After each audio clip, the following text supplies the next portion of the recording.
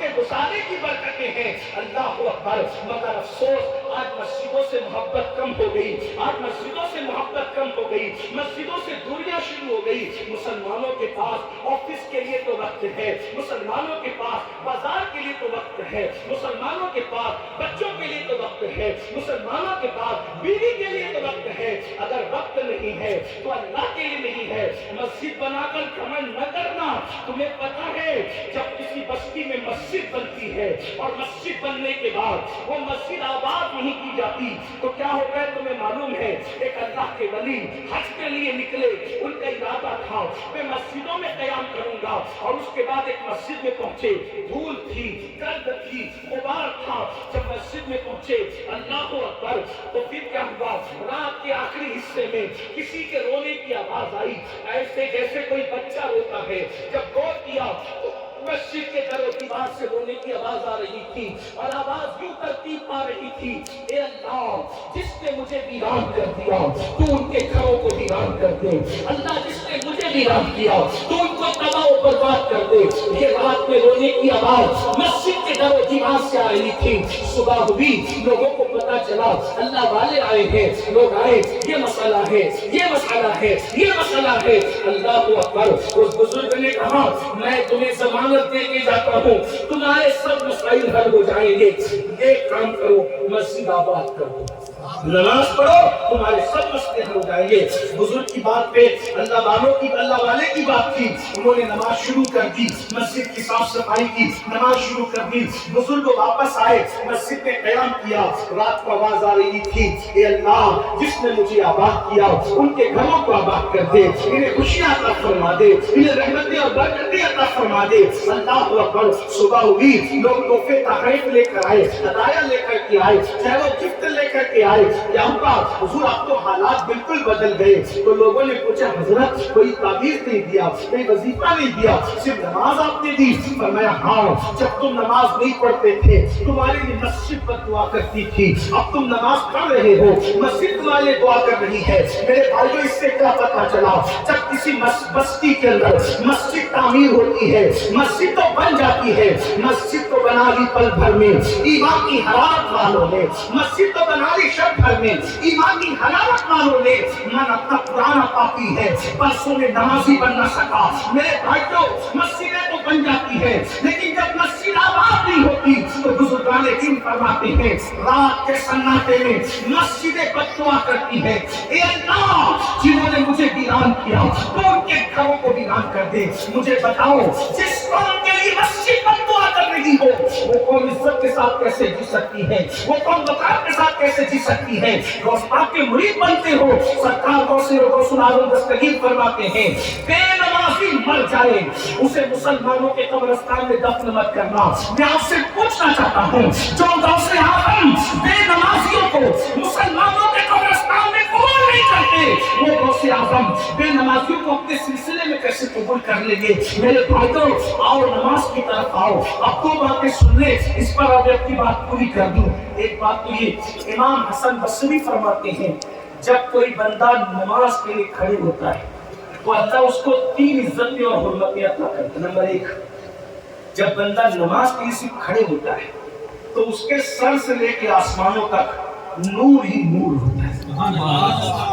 Number 2, چاروں طرف سے رحمت کے فرشتے اس کو گھیر لیتے ہیں اور نمازی اتنا عزت دار ہوتا ہے کہ فرشتے اس کی زیارت کرتے ہیں. اور نمبر 3, جب وہ نماز میں کھڑا ہوتا ہے تو وہ خدا جو جہت سے پاک ہے, سمت سے پاک ہے, زمان و مکان سے پاک ہے, اس کی انوار اور تجلیات اس کے سامنے ہوتے ہیں اور آواز آتی ہے غیب سے بندے تو نماز میں کھڑا ہے, تجھے پتا ہے تو کس کے سامنے کھڑا ہے اور تیرے سامنے کس کا جلوہ ہے اور تو کس سے باتیں کر رہا ہے. امام حسن البصری کہتے ہیں جب بندہ نماز میں ہوتا ہے تو خدا اور بندے کے درمیان سے سارے پردے اٹھا دیے جاتے ہیں, وہ رب کے سامنے بے حجاب کھڑا ہوتا ہے. اسی لیے تو کہا گیا الصلاۃ معراج المومنین, نماز مومنوں کی معراج ہے. اللہ اکبر. اگر بندے کو نماز کی اہمیت پتہ چل جائے تو انسان ساری زندگی نماز سے کبھی سلام ہی نہ پھیرے. نماز وہ ہے، لیکن افسوس ہم نماز کی طرف ہم سوچتے ہیں مولانا نماز نہیں پڑھو تو بھی مسلمان رہتے ہیں. میں نے کہا بالکل رہتے ہیں، بالکل رہتے ہیں. بے نمازی کو میں ڈائریکٹ کافر تو نہیں کہتا، لیکن ایسے مسلمان رہ جاتے ہیں کہ وہ صحابہ کے درمیان بھی اپنا ایمان ثابت نہیں کر سکتے. سیدی اعلیٰ حضرت فتاوی رضویہ شریف میں مذہب نقل کرتے ہوئے کہتے ہیں 100 سے زیادہ صحابہ کا فتویٰ ہے کہ بے نمازی کافر ہے، لیکن ہم حنفی ہونے کی وجہ سے اس کی تعبیر کرتے ہیں. اب میں آپ سے اتنا پوچھنا چاہتا ہوں کہ جب ہم صحابی کے نزدیک بے نمازی ہو کے اپنا ایمان ثابت نہیں کر سکتے تو قیامت کے دن اللہ کی بارگاہ میں اپنا ایمان کیسے ثابت کروں گا؟ آپ کہو گے، ابھی کہو گے نا، مجھے کہو گے کہ سید اتنا مت ڈرا، قیامت کے دن حضور نہیں بخشوائیں گے؟ میں کہا بالکل بخشوائیں گے، لیکن وہ بھی سن لو.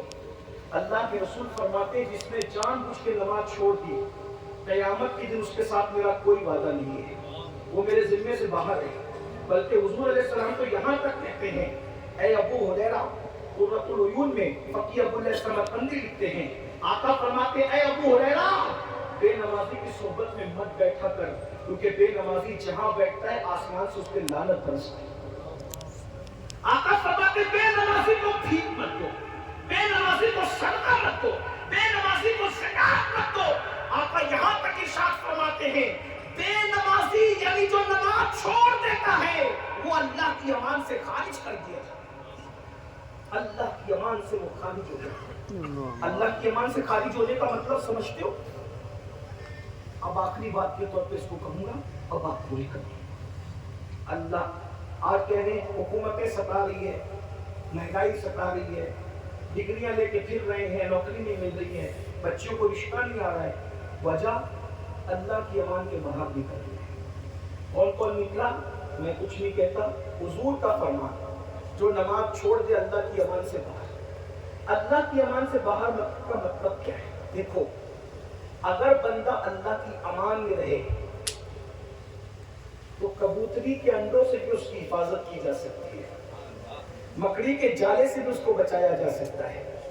اور اللہ کی امان سے بندہ باہر ہو جائے تو نمرود جیسے طاقتور کو لنگڑا مچھر ہلاک کرتا ہے. اللہ کی امان سے باہر ہو جائے تو ابرہا کے لشکر کو ابابیل ہلاک کرتی ہے. یہ جو کسی میں طاقت نہیں تھی کہ مسلمانوں سے ہاتھ بھی ملا سکتے، یہ جو آج تمہارے گھر توڑے جا رہے ہیں، تمہیں برباد کی دنیا بھر میں کسی ایک ملک کی بات نہیں کر رہا، اللہ کی امان سے باہر. دنیا دشمن ہوگی. میں نے کہا ایک بات بتاؤ، جو مجھے اور تجھے بس میں جگہ نہیں دیتا وہی بندہ ان سے غریب نواز کے موقع پر غیر مسلم ہو کر غریب نواز کو پھول چڑھانے جاتا ہے. میں بھی مسلمان، وہ بھی مسلمان، مجھے بس میں جگہ نہیں دیتا، وہاں جا کر کے پھول چڑھا رہے ہیں. تو غریب نواز بتا رہے ہیں تو مکار مسلمان ہے، تو فاسق مسلمان ہے، اور میں عاشق مسلمان ہوں. میں اللہ کی امان ہوں تو اللہ کی امان سے باہر. نماز کو ہلکے میں نہ لو. جس کو رسول اللہ نے بھیک دینے کے لیے منع کیا ہو، جس کو حضور نے زکات دینے کے لیے منع کیا ہو، جن کی صحبت میں بیٹھنے کے لیے منع کیا ہو، بلکہ اللہ کے رسول نے یہاں تک فرمایا بے نمازی قیامت کے دن کالے سور اور کالے خنزیر کی شکل میں اٹھائے. اٹھا کے دیکھو کتابیں تو پتہ چلے گا آپ کو.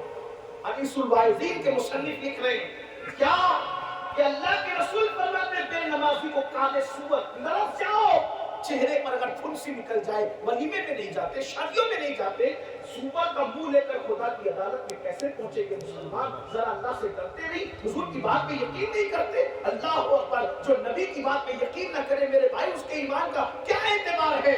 اللہ کے بندوں سن لو، آج مسلمانوں کی بربادی کی وجہ یہ ہے کہ اللہ کی امان سے باہر نکل گئے ہو.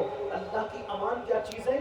آخری بات کے طور پر رکھو، جب اللہ کی امان ملتی ہے نا تو دشمن بھی پالنے پہ مجبور ہوتا ہے.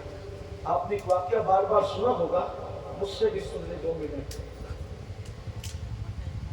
ایک گنڈا تھا اپنے دور میں، بہت بڑا گنڈا، حکومت میں بڑا اتراتا تھا اور گھمنڈ کرتا تھا.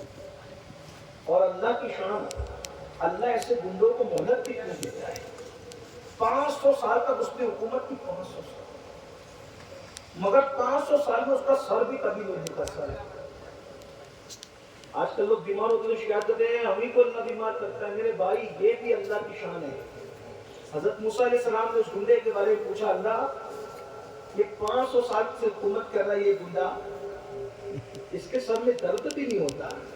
تو اللہ نے جواب دیا موسیٰ اس کا سر ہی اس قابل نہیں کہ ہم اپنا درد اس کو عطا کریں. جس کو اپنا بناتے اسی کو درد بھی عطا کرتے ہیں. اب بات سنیں, اسی گنڈے کو دنیا فرعون کی اس نے خواب دیکھا. حکومت ملنے میں لوگ پتہ نہیں اپنے آپ کو کیا سمجھتے ہیں. 500 سال حکومت کرنے والے کی اوقات دیکھ لو, اللہ نے دریا میں ڈبا دیا. 5 سال کی حکومت میں لوگ اتنا ہے. یاد رکھ دنیا انجام دیکھو خدا کے دشمن ہوتا. اس نے خواب دیکھا اپنے آپ کو خدا کہتا تھا. خدا گھمنڈ اتنا تھا کہ خدا کہتا تھا. اور اوقات خود کے خواب کی تعبیر سمجھنے کی اوقات نہیں تھی خدا کہتا. اللہ بھی اللہ ہے. اپنے آپ کو خدا کہتا تھا. اللہ نے اس کو اولاد ہی نہیں دی. میں نے بتایا کہ ہم کس طرح سزا دیتے ہیں. خدا کہہ رہے ہو باندھو, سن لینا. بہرحال پریشان سا ہوا, نجومیوں کو بلا کر میرے خواب کی تعبیر کیا. نجومیوں نے کہا ایک بچہ پیدا ہوگا تیری حکومت میں, اور وہ پیدا ہو کے بڑا ہوگا تیری حکومت کو ختم کر دے گا. اچھا بولا میں تو وہ بچہ پیدا ہی نہیں ہونے دوں گا. دیکھ لیں تو کیسے نہیں پیدا ہوگا وہ. جتنے بچے پیدا ہوئے سب کو قتل کر. آئندہ کوئی شوہر اپنی بیوی کے قریب نہیں جائے گا. اور جتنے بچے ماں کے پیٹ میں بیٹی پیدا ہو پالو, بیٹا پیدا ہو قتل کر. ہر جتنی عورتیں مراد سے سمجھ گئے نا, مراد سے ممبر کا ایک کھیا ہے, بزرگ بچے سب بیٹھے ہوئے, جتنی عورتیں خوشی سے ہیں مراد سے جن کے شکم میں بچے, وہاں پر ایک ایک دائی مقرر کر دو. بچہ پیدا ہوگا سیدھا اس کو دائی قتل کرے, انعام لے اور جائے. حضرت موسیٰ علیہ السلام کی امی پر بھی دائی مقرر کر دی. سننا, لیکن حضرت موسیٰ علیہ السلام کی امی کا اخلاق ایسا تھا, وہ دائی حضرت موسیٰ علیہ السلام کی امی کی سہیلی بن گئی. اور جب موسیٰ علیہ السلام پیدا ہوئے تو اتنے خوبصورت تھے.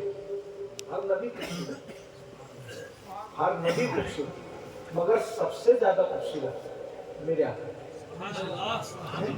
ہاں ہر نبی کو خدا نے حسن دیا, لیکن محبوب کو کمال کا حسن. کیسا دیا؟ میرے امام کہتے وہ کمال حسن حضور ہے کہ گمان نقص جہاں نہیں, یہی پھول خار سے دور ہے, یہی شکل ہے کہ گمان.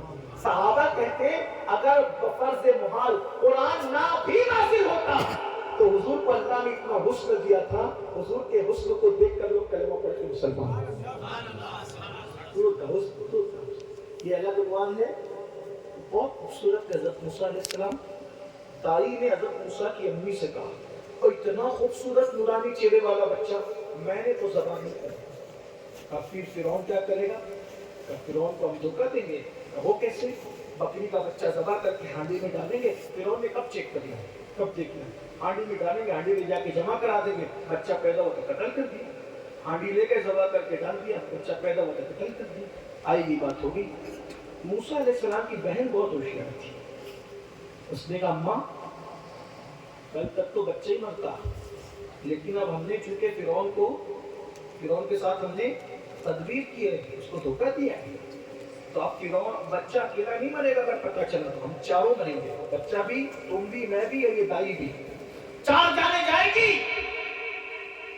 ماں نے کہا اب کیا کروں؟ میں اس بچے کو گھر سے نکالوں, اگر جان بچانا نکالوں. بہن کا مشورہ آسان ہے, ماں تو ماں, ماں ہے, ماں جیسا سینہ کسی کے پاس نہیں. ہاں بیٹا مجبور ہوں, گھر سے تو نکالوں گے, لیکن کیسے, کیا کروں, کدھر ڈالوں؟ میں ایک صندوق لاتی ہوں خرید کے, صندوق میں بچہ ڈالو, بچے کو دریا میں ڈالو, اس کی قسمت جہاں دریا بہا کے لے گیا. صندوق میں موسیٰ علیہ السلام کو رکھا. رات کے وقت ماں صندوق لے کے چلی دریا پر. ماں تو ماں تھی, ماں کے جی میں کیا آیا ہوگا؟ ہر چیز مل سکتی ہے, دریا میں ڈالی ہوئی چیز کے ملنے کی کوئی گارنٹی نہیں ہے. پتہ نہیں تو یہ کہاں بہا کے, سب سے غیر محفوظ جگہ دریا ہے. دریا بہ رہا ہے, بہتا پانی کہاں لے جائے؟ لیکن موسیٰ کی ماں نبی کی ماں تھی نا. نبی کی ماں کوئی معمولی ماں تھوڑی ہوتی ہے. ولیوں کو پیدا کرنا ہوتا ہے تو غوث اعظم کی امی جو ہے وہ ام الخیر اور غریب نواز کی امی ماہ نور جیسی ماؤں کا انتخاب کیا جاتا ہے. جب نبیوں کو پیدا کرنا ہوگا تو کیسی ماؤں کا انتخاب کیا گیا ہوگا. تو موسیٰ علیہ السلام کی امی جب دریا کے پاس صندوق لے گئی, نہ کھانا کھلا سکتی, نہ پانی پلا سکتی, نہ کوئی توشہ ساتھ میں رکھ سکتی, بچے کو بند کیا صندوق میں اور بند کر کے آسمان کی طرف دیکھا. اور آسمان کی طرف دیکھ کے کیا کہتی پتہ ہے؟ اللہ میں جانتی ہوں جو چیز تیری امان میں دے دی جاتی ہے وہ کبھی ضائع نہیں ہوتی. اللہ کی امان اتنی بڑی چیز ہے. مولا جو چیز تیری امان میں دے دی جاتی ہے وہ کبھی ضائع نہیں ہوتی. میں نے میرا بچہ تیری امان میں دے دیا, مجھے کس پر بھی بھروسہ نہیں ہے, میں نے میرا بیٹا تیری امان میں دیا. اور یہ کہہ کے صندوق کو دریا میں ڈال دیا. اللہ کی امان کیا چیز ہے دیکھ لو. اللہ کی شان ہم بچانا چاہتے ہیں تو دشمن سے نظریں بچاتے ہیں. یہ میرے اللہ کی شان. اللہ نے اس دریا سے جو نہر جا رہی تھی فرعون کے گھر میں, اسی نہر کے اوپر وہ صندوق ڈال دیا. فرعون اپنی بیوی کے ساتھ بیٹھا ہوا, حضرت آسیہ کے ساتھ. اب علماء سے پوچھو, گنڈوں کے لیے تو گنڈے ہی ہوں گے, خبیث کے لیے تو خبیث ہوں گے, لیکن اللہ کی شان فرعون کے گھر میں آسیہ. مطلب کیا؟ ابھی موسیٰ آئے نہیں, موسیٰ کے پالنے کا انتظام گود کا ہو گیا. موسیٰ ہمارا گود میں نہیں پلیں گے, موسیٰ تو گود آسیہ میں پلیں گے نا. اللہ کی حکمت دیکھو.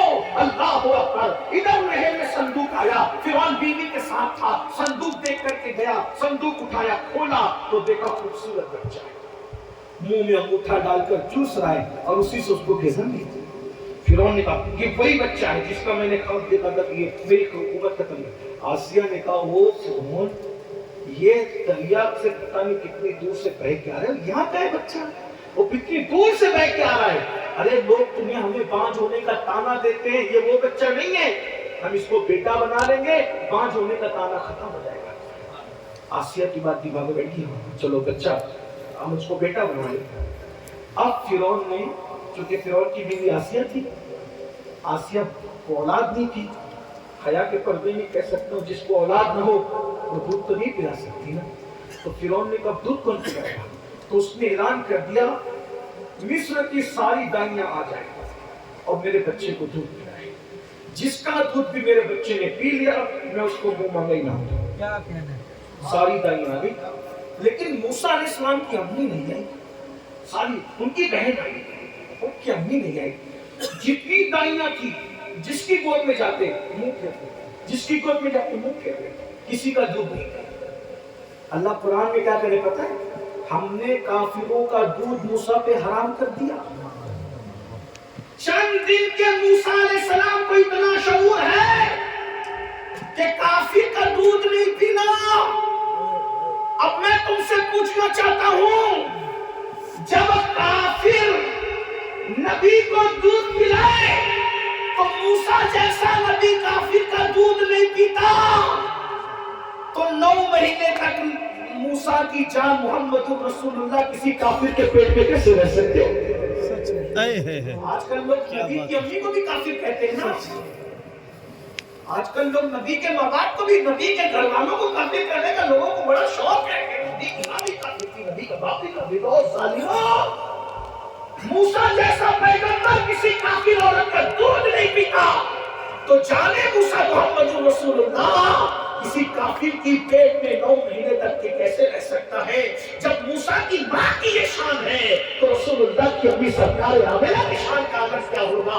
اللہ اکبر. لوگ کہتے ہیں مسلک کی بات نہ کرو, مسلک کی بات نہ کرو. میں نے کہا میرے بھائی اتنا سمجھ لو, مسلک کی بات اس لیے ہو رہی ہے کہ یہ نبی کے ماں باپ کو کافر 1857 کا جو نئے فرقے پیدا ہوئے نا, انہوں نے اپنی کتاب میں نبی کے ماں باپ کو کافر لکھا, جہنمی لکھا. اب آپ سے پوچھتا ہوں, اگر نبی کے ماں باپ جہنم میں جائیں گے تو جنت میں کس نے جانا ہے بتاؤ؟ اصحاب کہف کا کتا جنت میں جا سکتا ہے, یہ مان رہے ہیں. یونس علیہ السلام کی مچھلی جا سکتی جنت میں, یہ مان رہے ہیں. میرے بھائیو, حجر اسود جا رہا ہے, مقام ابراہیم جا رہا ہے, اور وہ پہاڑ جنت میں جا رہا ہے نبی سے محبت کر کے. نبی کے ماں باپ نہیں, کلمہ کس کا پڑھتے ہو؟ کس پہ ظلم کرتے ہو؟ نبی نے تمہاری ماں کے قدموں میں جنت سمیٹ کے رکھ دی، اور مولویوں تم نبی کی ماں کو کافر کہنے کی جرأت رکھتے کہاں سے ہو؟ ایک جملہ کہہ دوں، حضرت یونس علیہ السلام مچھلی کے پیٹ میں گئے تو اللہ نے کہا کوئی مچھلی اس کے برابر نہ تیرے گی، میرا بندہ اس میں ہے، اور جب گل کیا 40 دن کے بعد تو کہا یہ مچھلی جنت میں جائے گی۔ مچھلی نبی کی ماں تو نہیں نا، 40 دن یونس مچھلی کے پیٹ میں رہے تو مچھلی جنتی ہو جاتی ہے، 9 مہینے تک جانے یوسف محمد رسول اللہ جس کے شکم میں رہے وہ آمینہ جنت میں جائے گی، تو پھر کون جنت میں جائے گا بھائی؟